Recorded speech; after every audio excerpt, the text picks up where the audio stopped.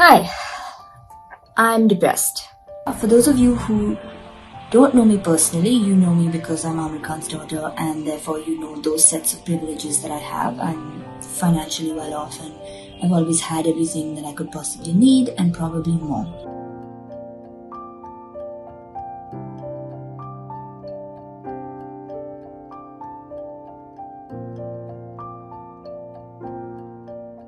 Hi, Ira. Thank you so much for joining us on The Quint. Thank you. What prompted you to start Agazzo? I was working on my play in 2019, and I already knew that I had clinical depression.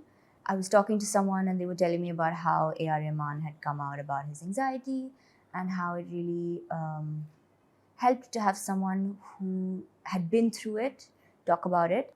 Even though I had all the resources, financial, family support, there's no stigma in my family about it. I had all the kinds of support that you could possibly need, and it still crippled me, and I still felt not understood, and like the people around me didn't know how to help me. So I was like, I have no idea what it's like for other people, and I've studied a little bit of psychology here and there, and my aunt is a therapist.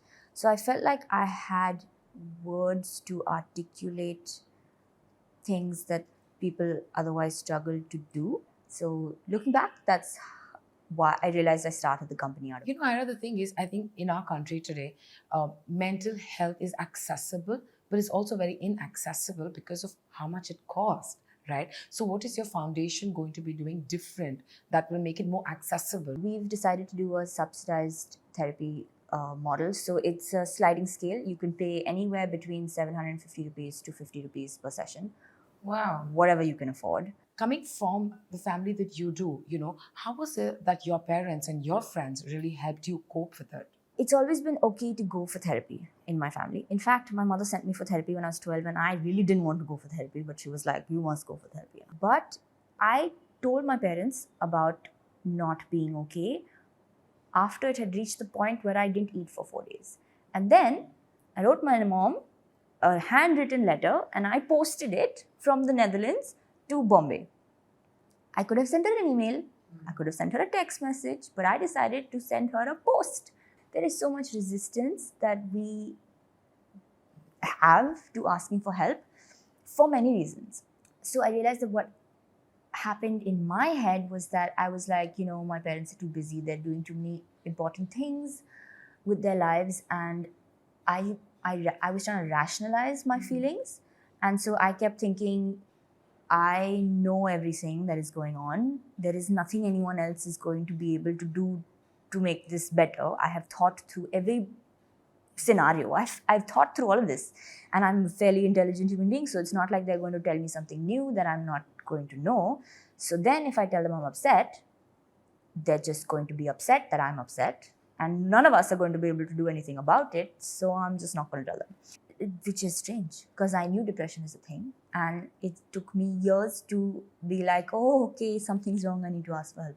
But learning how to be there for someone who's struggling with a mental health problem or distress or any of those things is more than just wanting to be there for them. Okay. Because how I need to be helped may not be how you are going to help me. As you're growing up, and you also come from a certain family that is a star family, right? When things are like untoward things are written about your family or about you, how do you kind of cope at that point? Does it also still affect you? So when I was growing up, my mom told me that stupid people say stupid things and you shouldn't listen to them. Did I know that she said this because she gets bothered by what people say. So I was like, my mother said it. Must be truth. This is what I must do. So I actually never get bothered by anything anyone ever says. It's amazing. Because my father's a public figure. He's put himself out there. He has said, please come comment on me.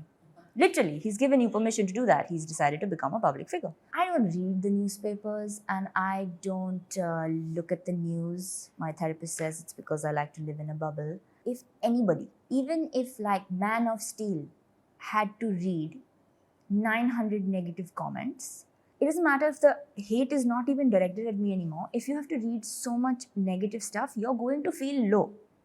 It doesn't matter how strong you are.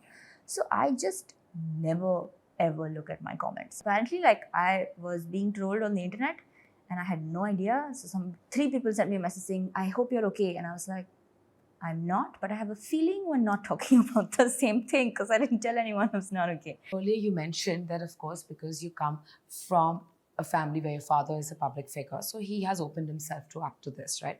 So, but it also, of course, trickles down to the family, and hence those are some of the cons that come with the profession he's in. But I would like to think there are also a lot of pros. Like, for example, today you started this foundation, and we're sitting here, and you said in the beginning there are so many other people doing great work. Why do people not know about them? So, according to you, what do you think some of the pros that are there? One is that I automatically have my father's goodwill.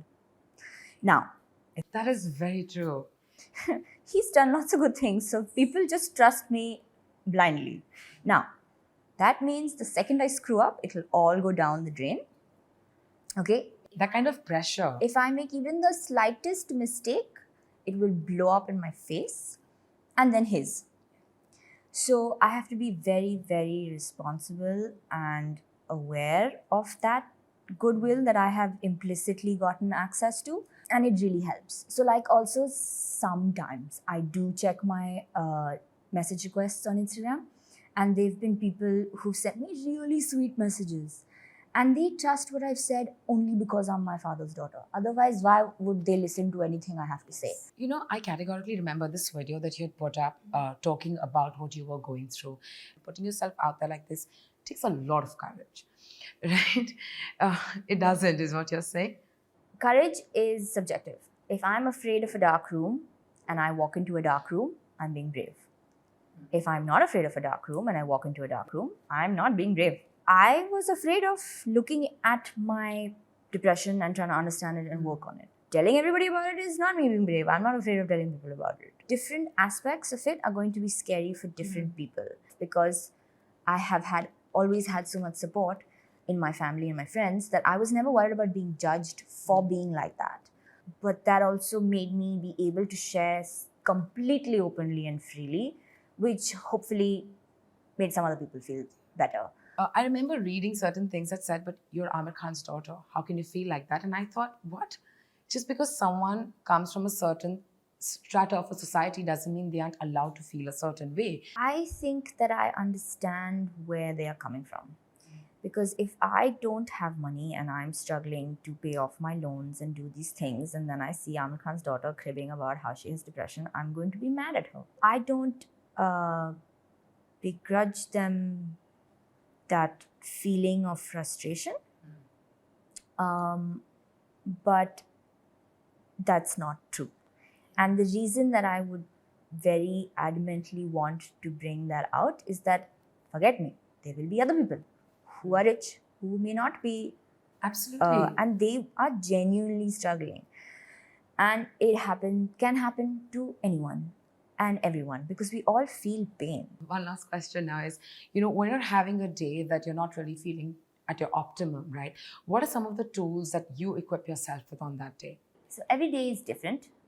I have taken very long to figure out what works for me. More importantly, even though I knew what works for me, it has taken me more time to make myself be able to do those things.